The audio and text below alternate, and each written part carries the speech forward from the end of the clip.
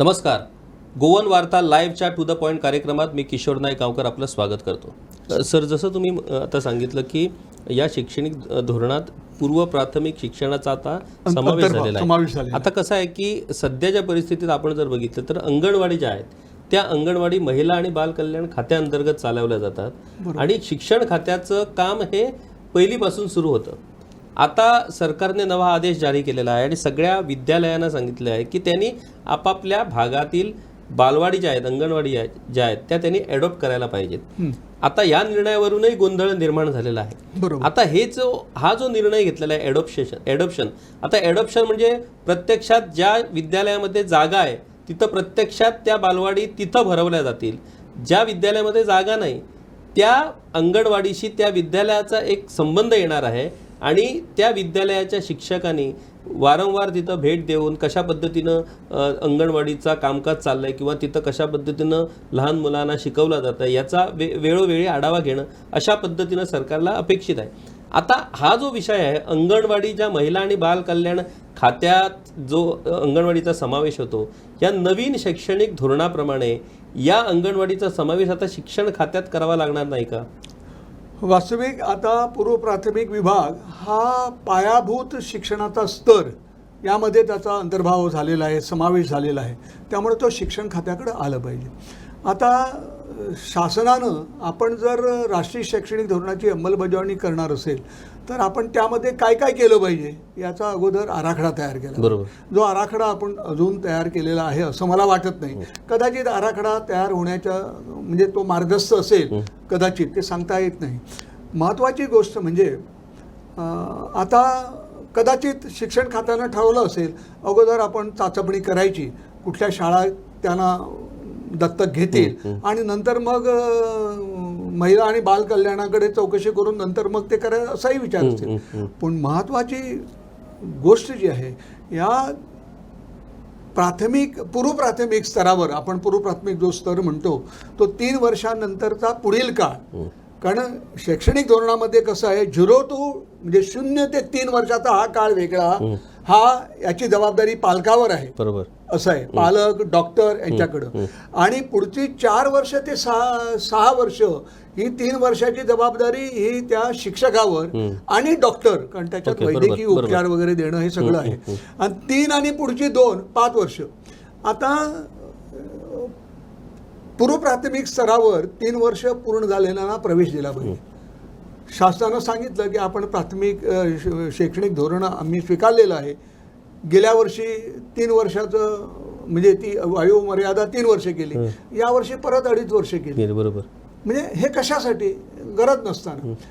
दुसरी महत्त्वाची गोष्ट कशी आहे की महिला शिक्षणाकडं म्हणजे महिला आणि बाल कल्याणाकडं अंगणवाड्या आहेत, म्हणजे 1265 काहीतरी अंगणवाड्या आहेत. एकीकडे आपण म्हणतो की ह्या अंगणवाड्याचा जो शैक्षणिक 3 वर्षे आहे हा शिक्षण स्तराचा भाग झाला. मग शासनानं यावर्षी 50 की 60 नवीन अंगणवाड्या सुरू करण्याचं ठरवलं. हा पण महत्त्वाचा मुद्दा आहे. याच्या व्यतिरिक्त अनेक खाजगी पूर्व प्राथमिक शाळा आहेत, त्यांच्या संदर्भात आम्ही काहीच निर्णय घेतलेला नाही. कारण त्या सगळ्या शाळा पूर्व प्राथमिक शाळा कुणाच्या फ्लॅटमध्ये चालतात, कुणाच्या घरामध्ये चालतात, दुकानामध्ये चालतात, असं वेगवेगळ्या प्रकारच्या शाळा चालतात. त्यांची नोंदणी करून त्यांची एकंदर परिस्थिती कशी आहे यांची नोंद करून त्यानंतर आपण ठरवलं पाहिजे की नाही हे या सगळ्या या शिक्षण म्हणजे शिक्षण कार्यालयाकडे येणार, डायरेक्टर ऑफ एज्युकेशनकडे येणार आणि त्यानंतर तिथं कशा प्रकारचं शिक्षण व्हावं याची सगळी जबाबदारी हे म्हणजे मला वाटतं आपण थोडी घाई केली. अर्थात दत्तक घेणार का म्हणून विचारणा करून घ्यायला काही हरकत नाही. म्हणजे सरकारचं जर काही खरोखरच करायचं असेल तर काही हरकत नाही. परंतु महत्त्वाची गोष्ट जी आहे ती 3 वर्ष ही पूर्व प्राथमिक स्तराची, पहिली दुसरीची हा 5 वर्षाचा स्तर एकत्र झाला आणि पुढं मग 3री 4थी 5वी म्हणजे हे 8 वर्षाचं शिक्षण आता एकत्र आलं पाहिजे. 8 वर्षाचं शिक्षण, त्यामुळे सुविधा त्या प्रकारच्या सुविधा निर्माण झाल्या पाहिजेत. प्रत्येक प्राथमिक शाळेला अंगणवाडी जोडता येईल आणि 5वीचा वर्ग जोडता येईल आणि त्यामुळं हे 8 वर्षाचं शिक्षण हे सलगपणे एका ठिकाणी होऊ शकतं. त्यासाठी शिक्षकांना प्रशिक्षण आवश्यक आहे. अतिरिक्त शिक्षक द्यावा लागेल, त्याची व्यवस्था सरकारनं केली पाहिजे. इन्फ्रास्ट्रक्चर पाहिजे, त्याची तयारी केली पाहिजे. म्हणजे आपण हे सगळं नियोजन व्यवस्थित केलं पाहिजे. नियोजन व्यवस्थित केलं तरच ते सगळं शक्य आहे. नाहीतर फक्त हा सगळा गोंधळ, पालकामध्ये गोंधळ, सर्वसामान्य लोकांमध्ये गोंधळ, अशी गोंधळाची परिस्थिती निर्माण होते.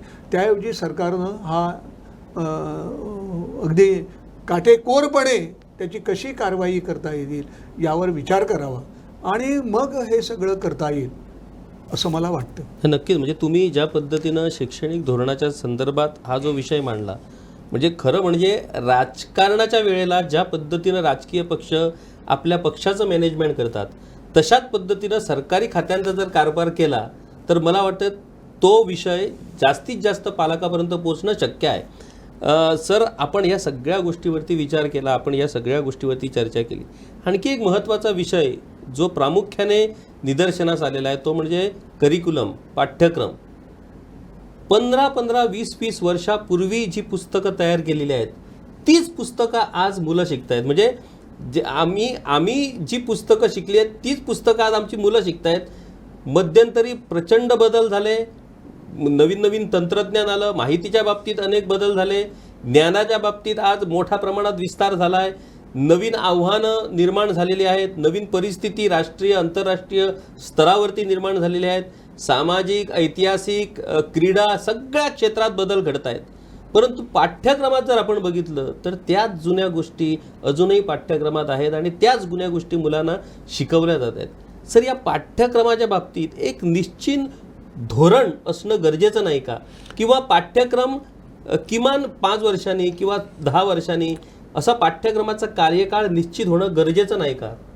वास्तविक भारत सरकार म्हणजे NCERT जेव्हा पाठ्यक्रम ते म्हणतात राष्ट्रीय अभ्यासक्रम आराखडा तयार करतात, जवळजवळ दर 5 वर्षांनी 10 वर्षांनी आराखडा होत असतो. त्यानुसार पाठ्यक्रम आपण आपला तयार केला पाहिजे आणि त्या पाठ्यक्रमावर आधारित आपली पाठ्यपुस्तकं तयार झाली पाहिजेत. आता बदल अनेक होतात. म्हणजे आता महत्त्वाचा एक भाग तुम्हाला सांगतो.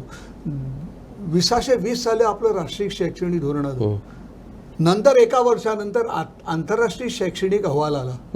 युनेस्को, मगाशी मी उल्लेख केला, संयुक्त राष्ट्रसंघाची उपसंस्था युनेस्को ही जी आहे, हिनं एक नवीन म्हणजे फ्युचर एज्युकेशन, भविष्यकालीन शिक्षण कसं असेल त्याच्यात दोन्ही उल्लेख आहेत. भविष्यकाळासाठी शिक्षण आणि शिक्षणाच्या भविष्यासाठी शिक्षण असे 2 उल्लेख आहे. मजेशीर आहे.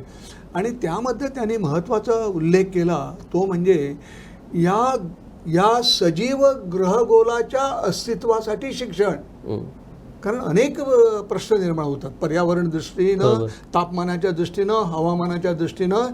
त्यामुळं असं आपल्याला आम्ही असा समज आहे की अजूनपर्यंत इतर ग्रहावरती सजीव सृष्टी आहे की नाही आपल्याला अजून माहीत नाही, मानवी वस्ती आहे की नाही माहीत नाही. पण तो पृथ्वी या ग्रहगोलावर मानवी वस्ती आहे, सजीव वस्ती आहे, इतर प्राणी पक्षी, झाडं वगैरे, वेली सगळं आहे.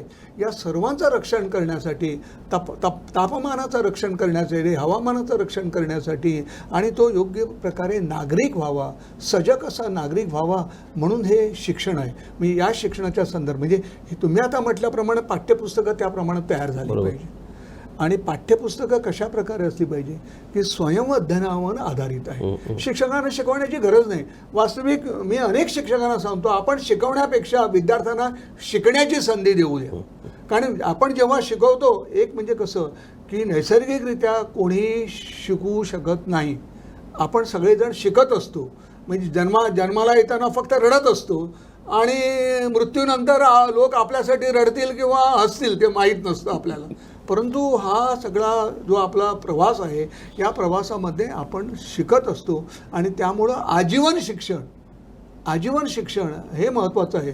की एखादा मुलगा आता अलीकडच्या काळात गोव्यामध्ये 4थी नंतर वगैरे कोण सोडत नाही, 10वी नंतर सोडतात. काही वेळा ते कौशल्याधारित म्हणजे ITI असेल किंवा पॉलिटेक्निक असेल किंवा अन्य तत्सम खाजगी विविध कौशल्य टेक्निकल तांत्रिक विषय शिकतात, त्यामुळं त्यांना कौशल्याधारित शिक्षण मिळत असतं. सरकारनंही अलीकडच्या काळात 9वी 10वीला तांत्रिक विषय सुरू केलेले. बरोबर. सुरुवातीला सरकारी प्राथमिक शाळात आणि अलीकडच्या ते खाजगी हायस्कूलमध्येही, अनुदानित हायस्कूलमध्येही हे विषय लावण्यात आलेले आहेत. कारण जो विद्यार्थी शिक्षण प्रक्रियेतून तयार होतो तो नुसता नोकरी करणारा असू नये, नोकरी मागणारा असू नये, तर तो नोकरी देणारा असावा. म्हणजे तो समजा एखाद्या वेळी 10वी झाला, 12वी झाला आणि तो जर टेक्निकल पर्सन झाला तर तो आपल्याबरोबर आणखी एक दोघांना नोकऱ्या देतो. कारण त्याला ॲसिस्टंट हवे असतात. प्लंबर असेल तर तो ॲसिस्टंट त्याला हवा असतो, इलेक्ट्रिकल असेल तर त्याला ॲसिस्टंट हवा असतो, इलेक्ट्रॉनिक गुड्स रिपेअर करण्यासाठी त्याला ॲसिस्टंट हवा असतो. अशी ही संकल्पना आता अलीकडच्या काळात आहे. त्यामुळं पाठ्यक्रम बदलणं, पाठ्यपुस्तकं बदलणं, पाठ्यपुस्तकं तयार करताना शिक्षकाचा सहभाग असावा. कारण शिक्षकांना वर्गामध्ये अडचणी कुठल्या असतात हे शिक्षकांना माहीत आहे. अशा प्रकारची ही रचना आपल्याकडं पाठ्यपुस्तक मंडळ नाही.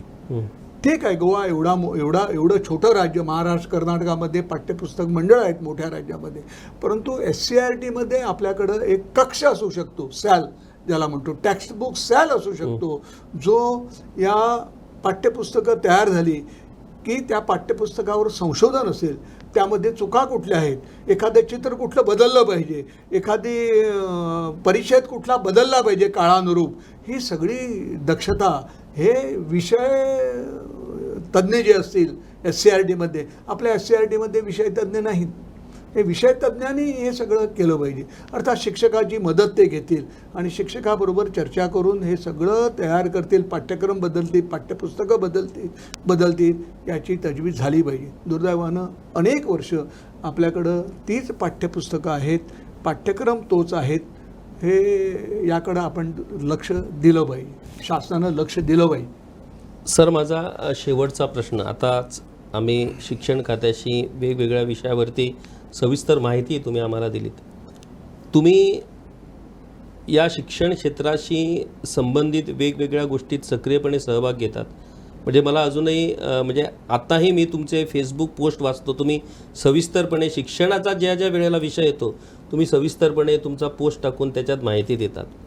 सर, या क्षणाला एकूणच राष्ट्रीय स्तरावरची परिस्थिती, आंतरराष्ट्रीय स्तरावरचे वेगवेगळे विषय आणि आपल्या राज्याची वाटचाल, या सगळ्या गोष्टींच्या अनुषंगाने आपण गोवा सध्या कुठे आहोत आणि आपल्याला तात्काळ जर शिक्षण पद्धतीत जर बदल घडवायचे असतील किंवा ट्रान्सफॉर्मेशन आपल्याला जर शैक्षणिक स्तरावरती जर करायचं असेल तर इन्स्टंट 3 गोष्टी अशा कुठल्या सरकारला कराव्या लागणार आहेत जेणेकरून या शिक्षणाच्या बाबतीत सरकार गंभीर आहे हे स्पष्टपणे प्रत्येकाला इथे पटणारं आहे? एक म्हणजे आपली SCERT आणि DIT यामध्ये ज्याप्रमाणे BEd कॉलेजेसना शिक्षक प्राध्यापक असतात त्याप्रमाणे प्राध्यापक म्हणजे सहाय्यक प्राध्यापक, सहयोगी प्राध्यापक आणि प्राध्यापक यांची नियुक्ती करणे, विषयवार नियुक्ती करणे आवश्यक आहे.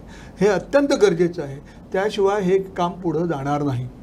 DITमध्ये तीच व्यवस्था आहे. हे अत्यंत गरजेचं आहे. दुसरी गोष्ट, आपल्या मी जेव्हा SCERT म्हणतो तेव्हा ते काम सरकारचंच असतं. SCERTने प्रशिक्षण वर्ग शिक्षकासाठी आणि 2 दिवसाचे 3 दिवसाचे प्रशिक्षण वर्ग नाही, हे सातत्यानं किमान एका आठवड्याचा 6 दिवसाचा प्रशिक्षण वर्ग वेगवेगळ्या बाबतीत शिक्षकांचा घेतला पाहिजे. म्हणजे आम्ही म्हणतो की भाषा कौशल्य शिकवावीत, त्याचप्रमाणे CC ही काय आहे शिक्षकांना माहीत नाही. नो डिटेन्शन म्हणजे का हे माहीत नाही. आपल्याला फक्त माहीत आहे विद्यार्थ्यांना नापास करू नये, परंतु शाळेची जबाबदारी का, आपली जबाबदारी का, हे SCERTनं या सगळ्या शिक्षकांना दिलं पाहिजे. शिक्षकाची नियुक्ती जेव्हा निवड होते त्या शिक्षकांना सुरुवातीला 6 महिने त्यांना नियुक्ती करण्यापूर्वी त्यांना प्रशिक्षण द्यावं आणि प्रशिक्षणाच्या काळात त्यांना थोडासा म्हणजे प्रवास भत्ता वगैरे मानधन काहीतरी द्यावं, म्हणजे जेणेकरून सरकारवर पण भार पडणार नाही. आणि अशा प्रकारे वेगवेगळ्या गोष्टी शासनानं RTE हा ॲक्ट जो आहे त्या ॲक्ट कायद्यानुसार शासनानं शिक्षण मंडळाची नियुक्ती केली पाहिजे. या शिक्षण मंडळाच्या नियुक्त्या झालेल्या नाहीत.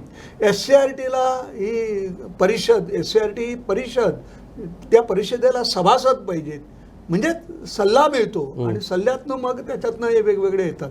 म्हणजे ह्या RTI अंतर्गत जो एज्युकेशनल काउन्सिल तयार करायचं आहे ते काउन्सिल तयार केलेलं नाही. त्याची गरज आहे. वर्षातनं 1-2 बैठका त्याच्या झाल्या पाहिजेत. आपला शिक्षण कायदा आहे. या शिक्षण कायद्यामध्ये एज्युकेशन ॲडवायझरी बोर्ड आहे. या एज्युकेशन ॲडवायझरी बोर्डाची पुनर्रचना गेली अनेक वर्ष झाली नाही आणि झाली तरी त्याच्या बैठका झालेल्या नाहीत. वास्तविक या बैठकाला सरकारला फक्त सरकारची स्तुती करण्यासाठी नाही आणि सरकारनं ती अपेक्षाही करू नये. जर आपल्याला काही अभिप्रेत असे बदल जर घडवून घ्यायचे असेल तर कुणीतरी स्पष्टपणे बोलणारे लोक या सल्लागार मंडळामध्ये असले पाहिजेत जे सरकारला सांगतील. टीका हा वेगळा भाग, टीका करणं वेगळं आणि सूचना करणं वेगळं. आम्ही सूचना करतो म्हणजे सरकारनं हे केलं पाहिजे, या गोष्टी अस्तित्वात नाही, हे सगळं आपल्याला करता येईल. आणि त्या दृष्टीनं आपण आता परवा राष्ट्रीय आकलन सर्वेक्षण आलं. या सर्वेक्षणामध्ये आपण कमी आहोत. याला कारणं कुठली? अनेक कारणं अनेक आहेत. कारण शिक्षण संकल्पनादृष्टी शिक्षण होत नाही. परीक्षेसाठी पाठांतरावर आधारित शिक्षण होतं. त्यामुळं त्याचा हा परिणाम आहे. यंदाच्या वर्षी आकलन सर्वेक्षण आपला म्हणजे आपला आकडा क्रमांक खाली आला.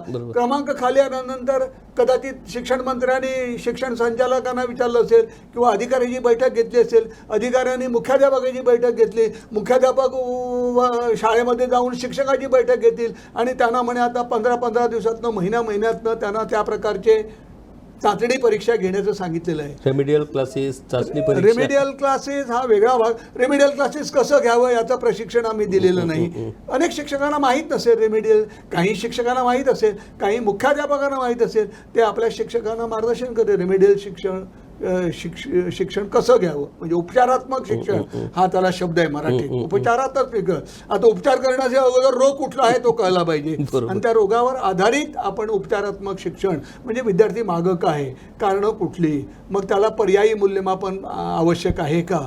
पर्यायी मूल्यमापन म्हणजे एखाद्या विद्यार्थी पेन पेपर परीक्षेत त्याला कमी गुण मिळतात परंतु विद्यार्थी काही वेळा तोंडी चांगल्या रीतीनं तो सांगू शकतो. मग त्याला तोंडी परीक्षा घ्या, मग त्याला असाइनमेंट द्या, वेगवेगळे प्रकल्प द्या, त्याच्यातून त्याचं मूल्यमापन करा. अशी ही पद्धत आहे आणि हे सगळे प्रयत्न आम्ही केले पाहिजेत आणि त्यातूनच आपली शिक्षण व्यवस्था सुधारेल.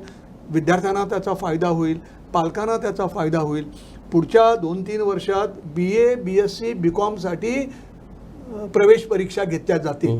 ज्याप्रमाणे आज डॉक्टर मेडिकल इंजिनियर म्हणजे मेडिकल इंजिनिअरिंगसाठी ज्या वेगवेगळ्या प्रवेश परीक्षा आहे त्याच दर्जाच्या प्रवेश परीक्षा या BA BSc BComसाठी सुरू होईल. केंद्रीय विद्यापीठांनी यंदापासून सुरू केलेली आहे सेंट्रल युनिव्हर्सिटी एंट्रन्स एक्झामिनेशन. तशीच परीक्षा किंवा त्यांना नॅशनल टेस्टिंग एजन्सी आहे त्या नॅशनल टेस्टिंग एजन्सीच्या परीक्षांना बसावं लागेल आणि मग त्याप्रमाणे त्यांना वेगवेगळ्या विद्यापीठाच्या अभ्यासक्रमात प्रवेश मिळेल. यासाठी आपली तयारी केली पाहिजे आणि ही तयारी किमान 3री पासून आपल्याला प्रश्नपत्रिका बदलाव्या लागतील. प्रश्न म्हणजे तयार करण्याची आपली जी पद्धत आहे ती बदलावी लागेल आणि संकल्पनाधिष्ठित जी शिक्षण व्यवस्था असायला पाहिजे तशी शिक्षण व्यवस्था आपण जर जाग्यावर म्हणजे व्यवस्थित तिचा विचार केला आणि ती जर जाग्यावर असेल तर निश्चितच गोव्याचा विद्यार्थी हा राष्ट्रीय पातळीवर आंतरराष्ट्रीय पातळीवर तो चमकू शकेल. मला वाटतं शिक्षणाच्या बाबतीत आज सरांनी जी सविस्तर माहिती आम्हाला वेगवेगळ्या विषयावरती दिलेली आहे ही माहिती आमचे प्रेक्षक गंभीरपणे ऐकून त्यांनी घेतलेली आहेच परंतु गंभीरपणे या सगळ्या गोष्टीवरती विचार करणारच आहे. विकासाच्या बाबतीत आपण नेहमीच बडाया मारत असतो की प्रत्येक क्षेत्रात गोवा हा नंबर 1 आहे परंतु शिक्षणाच्या बाबतीत गोवा मागे का. शिक्षणाच्या बाबतीत गोवा नंबर 1 का असू नये. Open defection free number 1 state असणारा गोवा शिक्षणाच्या बाबतीत नंबर 1 का असू नये आणि तसे प्रयत्न गोवा सरकारकडून का केले जात नाहीत. सगळ्याच बाबतीत आपण कितीही जरी विकास साधला पण शिक्षणाच्या बाबतीत जर आपण मागे राहिलो तर त्या विकासाचा काही एक उपयोग होणार नाही. पांडुरंग नाडकर्णी सरांनी आपल्याला शिक्षणाच्या संबंधित वेगवेगळ्या गोष्टीवरती सविस्तर माहिती दिलेली आहे आणि ही माहिती शिक्षक, पालक आणि शासनकर्ते या सगळ्यांनी या माहितीवरती विचार करणं गरजेचं आहे. गोव्यात नेहमीच शिक्षण खातं हे मुख्यमंत्र्यांकडे राहिलेलं आहे. त्यामुळे शिक्षण खातं जर अपयशी ठरलं तर त्याचं खापर हे मुख्यमंत्र्यांवरतीच जाणार आहे. मुख्यमंत्री डॉक्टर प्रमोद सावंत यांनी अलीकडच्या काळात शिक्षण क्षेत्राशी संबंधित वेगवेगळ्या बैठका, वेगवेगळ्या परिषदा, वेगवेगळे संवाद सुरू केलेले आहेत. परंतु हे संवाद, या परिषदा, या बैठका या केवळ नाम मात्र न राहता त्याच्यातनं काहीतरी चांगलं घडणं गरजेचं आहे. जोपर्यंत हे चांगलं घडत नाही, जोपर्यंत गोव्यातल्या शिक्षणाला योग्य चालना मिळणार नाही, तोपर्यंत गोवा हा खऱ्या अर्थानं पुढे जाऊ शकत नाही. आजच्या या टू द पॉईंट कार्यक्रमात पांडुरंग नाडकर्णी सरांनी शिक्षण संबंधित वेगवेगळ्या विषयावरती आम्हाला सविस्तर माहिती दिली आणि मला विश्वास आहे की आजच्या या चर्चेतून हा जो संदेश आहे तो संदेश योग्य पद्धतीनं समाजातल्या सगळ्या घटकापर्यंत पोहोचलेला असेल आणि प्रत्येकजण विचार करून या संबंधित आपण काहीतरी कृती करणं गरजेचं आहे आणि तशा पद्धतीची कृती ही भविष्य काळात निश्चितपणे घडणार आहे. सर, तुमचे खूप खूप आभार. धन्यवाद.